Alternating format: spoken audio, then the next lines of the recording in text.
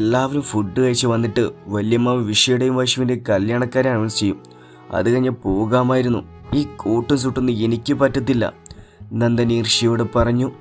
ഇതിനെന്താ കുഴപ്പം വാതിരെ, നല്ല ഭംഗിയുണ്ട്, ദേവു അവൻ്റെ കവിളിൽ കുത്തിക്കൊണ്ട് പറഞ്ഞു. നന്ദൻ ഒരു ചിരിയോടെ അവളെ നോക്കി.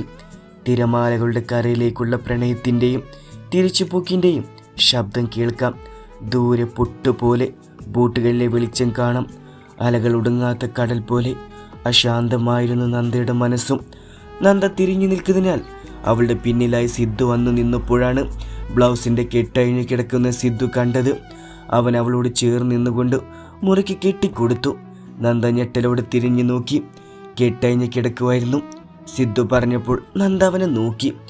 ഞാൻ അറിഞ്ഞില്ല സിദ്ധു, ടീച്ചർ ഇവിടെ ഒന്നുമല്ലെന്ന് എനിക്കറിയാം. എന്തിനെങ്ങനെ ഓരോന്ന് ആലോചിച്ച് കാട് കയറി മനസ്സിൻ്റെ അസ്വസ്ഥത കളയുന്ന മെഡിസിൻ കഴിച്ചില്ലെന്ന് നന്ദ പകപ്പോട് അവനെ നോക്കി.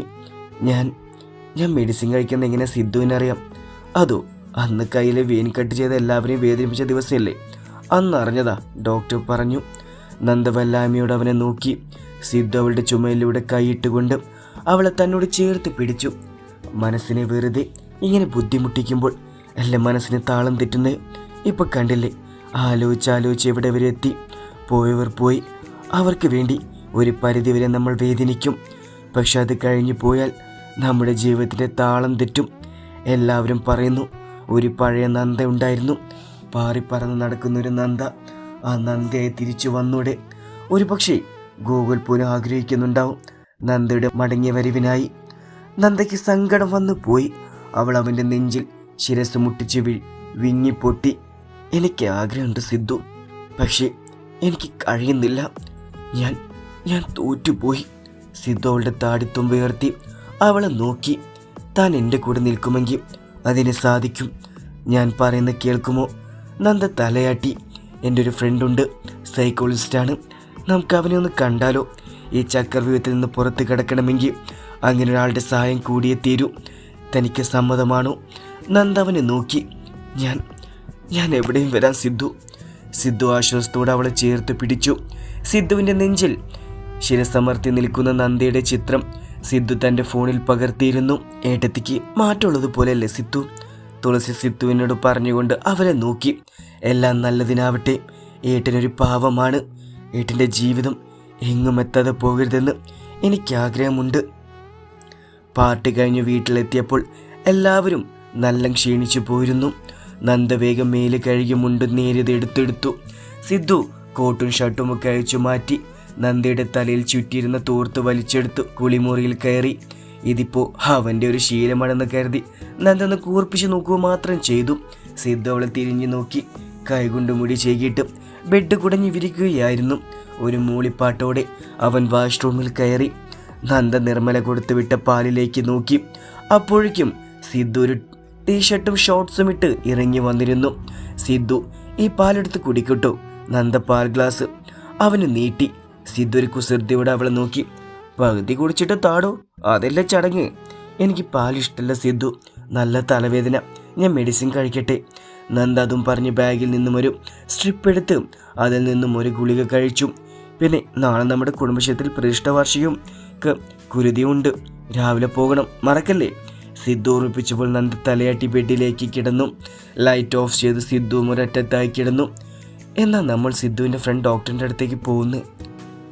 നാളെ കഴിഞ്ഞു പോകാം, എന്തായാലും തിരികെ ജോയിൻ ചെയ്തതിന് മുമ്പ് പോകാം.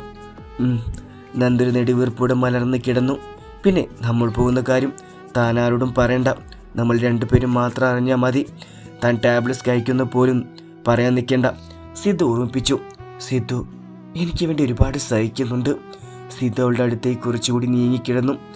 എത്ര കാലം വേണമെങ്കിലും ഞാൻ സഹിച്ചോളാം. ദാ ഈ മനസ്സിൻ്റെ കൂണിൽ എവിടെയെങ്കിലും എനിക്കൊരിടം തന്നാൽ മാത്രം മതി. നന്ദ ചിരിഞ്ഞു കിടന്നു അവൻ്റെ കവിളിൽ കൈവച്ചു. ഉപാധികളില്ലാത്ത എന്നെ ഇങ്ങനെ സ്നേഹിക്കില്ല സിദ്ധു, ഞാൻ തോറ്റുപോകും. സിദ്ധു അവളെ വലിച്ച് നെഞ്ചോട് ചേർത്ത് ഇറുകെ പുണർന്നു. മരുന്നിൻ്റെ ഫിറ്റിൽ നന്ദ അങ്ങനെ തന്നെ കിടന്നുറങ്ങിപ്പോയി. അവൾ ഉറങ്ങിയിട്ടും അവൾ അടർത്തി മാറ്റാനാകാതെ അവനും ചേർത്ത് കിടന്നു. രാവിലെ എല്ലാവരും അമ്പലത്തിലേക്ക് ഇറങ്ങി. എല്ലാ വർഷവും നടത്തുന്ന ചടങ്ങായിരുന്നു. ഇപ്രാവശ്യം 2 അതിഥികൾ കൂടുതലുണ്ടല്ലോ രാജ, കുടുംബത്തിലെ വലിയ കാരണവർ പറഞ്ഞപ്പോൾ രാജശേഖരൻ നന്ദയും ദേവുനെയും അരികിലേക്ക് വിളിച്ചു. അദ്ദേഹത്തെ പരിചയപ്പെടുത്തി കൊടുത്തു. ചെക്കന്മാർ രണ്ടും ഒന്നിച്ചു നടന്നു. ഒടുവിൽ ഒരു വീട്ടിൽ നിന്ന് തന്നെ കെട്ടി. അയാൾ ചിരിയോടെ പറഞ്ഞപ്പോൾ അതേ ചിരി എല്ലാവരിലേക്കും പകർന്നു. അടുത്ത ബന്ധത്തിലുള്ള ചിലർ നിർമ്മലയുടെ അടുത്ത് വന്നു. നിമ്മി, ഇങ്ങനെ വിവാഹം സിദ്ധുവിന് വേണമായിരുന്നു. എത്ര നല്ല ബന്ധം വേറെ കിട്ടിയേനെ. കുടുംബത്തിലെ കാരണവരിൽ ചിലർ നിർമ്മലയോട് പറഞ്ഞു. നന്ദാകെ വല്ലാതായിപ്പോയി. അവർക്ക് മുന്നിൽ ഒന്നുമല്ലാതായതുപോലെ. പലവട്ടം ചൂളം കുത്തി വന്ന അപകർഷത ബോധം നന്ദയിൽ വീണ്ടും ആഞ്ഞു വീശി. നിർമ്മല വല്ലായ്മയോട് നന്ദയെ നോക്കി. കല്യാണത്തിന് വന്നതുകൊണ്ട് പലതും അറിയാൻ പറ്റി. വല്ലാത്ത വിധിയുള്ള പെൺകുട്ടി തന്നെ. ആദ്യം വിവാഹം ഉറപ്പിച്ച പയ്യൻ മരിക്കുന്നു. രണ്ടാമത് വിവാഹം മുടങ്ങിപ്പോകുന്നു. നന്ദയുടെ കണ്ണുകൾ നിറഞ്ഞ് തൂവിപ്പോയി.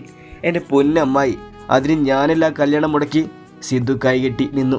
ഗമയോടെ പറഞ്ഞപ്പോൾ നന്ദയും നിർമ്മലയും അവനെ വീഴ്ച നോക്കി. എനിക്ക് ആദ്യം കണ്ട കാഴ്ചയിൽ തന്നെ അളകിയ ഒരുപാട് ഇഷ്ടമായിരുന്നു. പക്ഷേ അപ്പോൾ നിങ്ങൾ അടക്കുന്നില്ല. അവസാനം അതിനിടയ്ക്ക് വേറൊരു കോന്തം കെട്ടാൻ വന്നു. അവൻ്റെ അമ്മയോട് കുറെ പരദൂഷണം പറഞ്ഞ് പിരികേറ്റിയപ്പോൾ അവർ കല്യാണം മുടക്കി. അങ്ങനെ എൻ്റെ പെണ്ണ് എനിക്ക് സ്വന്തം.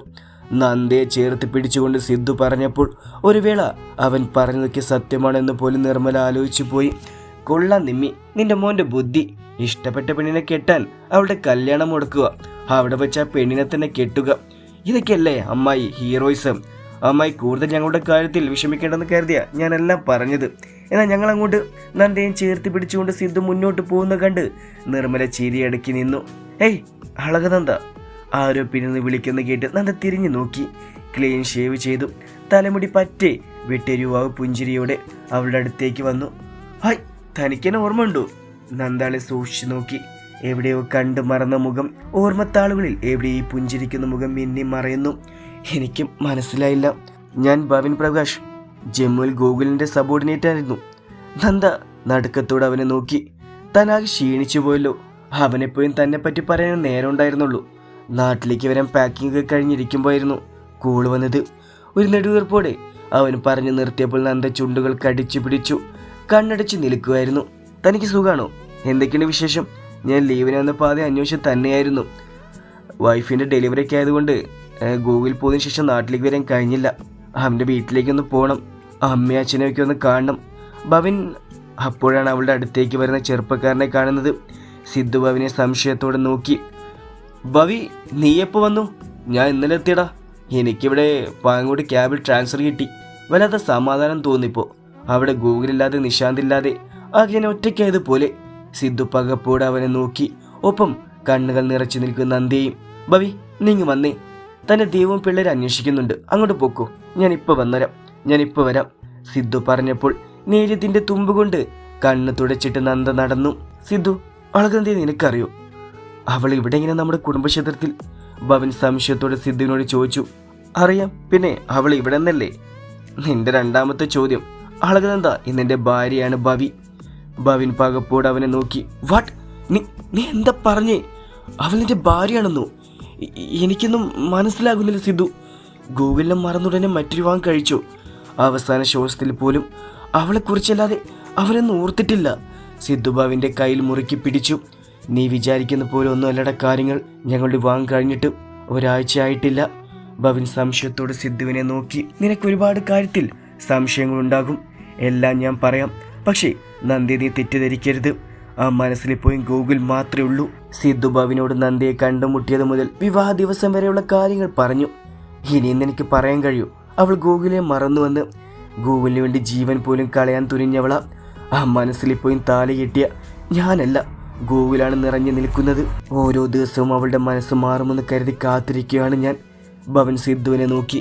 ഞാൻ ആദ്യം കേട്ടപ്പോൾ അങ്ങനെ കരുതിപ്പോയി സിദ്ധു. കാരണം മരണം മുന്നിലെത്തിയിട്ട് പോലും നെഞ്ചിൽ നന്ദയെ മാത്രം നിറച്ചു നിന്നവനാ ഗൂഗിൾ. അവൻ അവളെ ഒരുപാട് ഇഷ്ടമായിരുന്നു. വിവാഹത്തിന് 2 ദിവസം ഉള്ളപ്പോഴേ വിധി. എനിക്ക് സന്തോഷമായി സിദ്ധു. ഗൂഗിൾ പറഞ്ഞറിഞ്ഞതിൽ വെച്ച നന്ദ നല്ലൊരു പെൺകുട്ടിയാണ്. ദൈവം അവളെ കാത്തുവച്ചത് നിനക്കായിരിക്കും. ഞാൻ ഗൂഗിളിൻ്റെ വീട്ടിലേക്ക് പോകുന്നുണ്ട്. അന്ന് അവൻ വാങ്ങി വെച്ചിരുന്ന കുറച്ച് സാധനങ്ങൾ എൻ്റെ ബാഗിലായി പോയിരുന്നു. പിന്നീട് ഞാനത് മറന്നുപോയി. അതൊക്കെ എൻ്റെ വീട്ടിൽ കൊടുക്കണം. ഇനി അവൻ്റെ ഓർമ്മകളായിട്ട് അതൊക്കെയല്ലേ ഉള്ളൂ. ഞാൻ പോട്ടെ സിദ്ധു. നന്ദയോട് എൻ്റെ അന്വേഷണം പറയണം. ഭവൻ യാത്ര പറഞ്ഞു പോകുമ്പോൾ ഒരു നെടുവീർപ്പോടെ സിദ്ധു നോക്കി നിന്നു. ഗൂഗിൾ വാങ്ങിച്ചതിൽ ഉറപ്പായിട്ടും നന്ദയ്ക്കുള്ള എന്തെങ്കിലും ഉണ്ടാകും. ഭവിൻ മനഃപൂർവ്വം അതെന്നിൽ നിന്നും മറച്ചതാകും.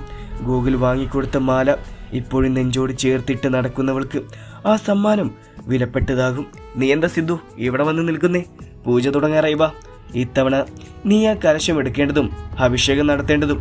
നന്ദൻ വന്ന് സിദ്ധുവിനെ വിളിച്ചപ്പോഴാണ് സിദ്ധു ചിന്തകളിൽ നിന്ന് ഉണർന്നത്.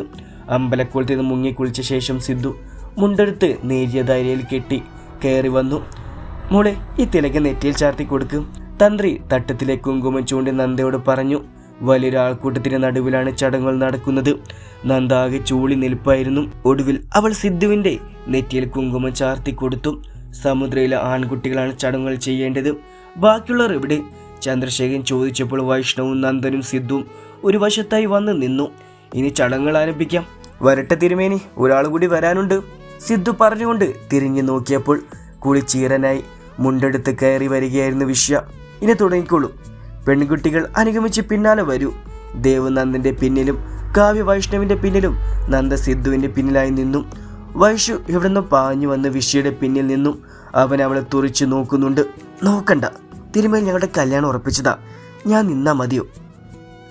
വൈഷു വിശ്വയെ നോക്കി കെറുവോടെ പറഞ്ഞുകൊണ്ട് തിരുമേനെ നോക്കി പറഞ്ഞു. ആയിക്കോട്ടെ, വന്നോളൂ. താളവാദ്യങ്ങളുടെ അകമ്പടിയോടെ അവർ ശ്രീകോവിൽ ലക്ഷ്യമാക്കി നടന്നു. ദേവനിതയ്ക്ക് ആദ്യത്തെ അനുഭവമായതുകൊണ്ട് അവൾ കൗതുകത്തോടെ നോക്കുന്നുണ്ട്. ഒരു കല്ലിൽ തട്ടി വീഴാനാഞ്ഞതും നന്ദ പുറകിൽ നിന്ന് സിദ്ധുവിനെ പിടിച്ചിരുന്നു. വീഴില്ല, ഭൂമിദേവിയെ പോലൊരാൾ കൂടെയുള്ളപ്പോൾ താനിനി ഒരിടത്തും വീഴില്ല. തന്നെ താങ്ങി നിർത്താൻ ഇനി ഇവൾ കൂടെ ഉണ്ടാകും. തിരുമേനി പറഞ്ഞപ്പോൾ സിദ്ധു ഒരു പുഞ്ചിരിയോടെ നന്ദയെ നോക്കി. അവൾ കൈമാറ്റി അവൻ്റെ പിന്നിലായി നേരെ നിന്നു. കലശപൂജയുടെ ചടങ്ങുകൾ അവസാനിച്ചു. വൈകിട്ട് ദീപാരാധനയും കഴിഞ്ഞതോടെ ആ വർഷത്തെ പൂജകൾ സമാപിച്ചിരുന്നു. 3 ദമ്പതിമാരെയും തിരുമേനി അനുഗ്രഹിച്ചു. വൈകാതെ തന്നെ സമുദ്രയിൽ സന്താന ഭാഗ്യം ഉണ്ടാകും. ദീർഘ ദാമ്പത്യത്തോടെ സന്താന സൗഭാഗ്യത്തോടെ ജീവിക്കാൻ കഴിയട്ടെ.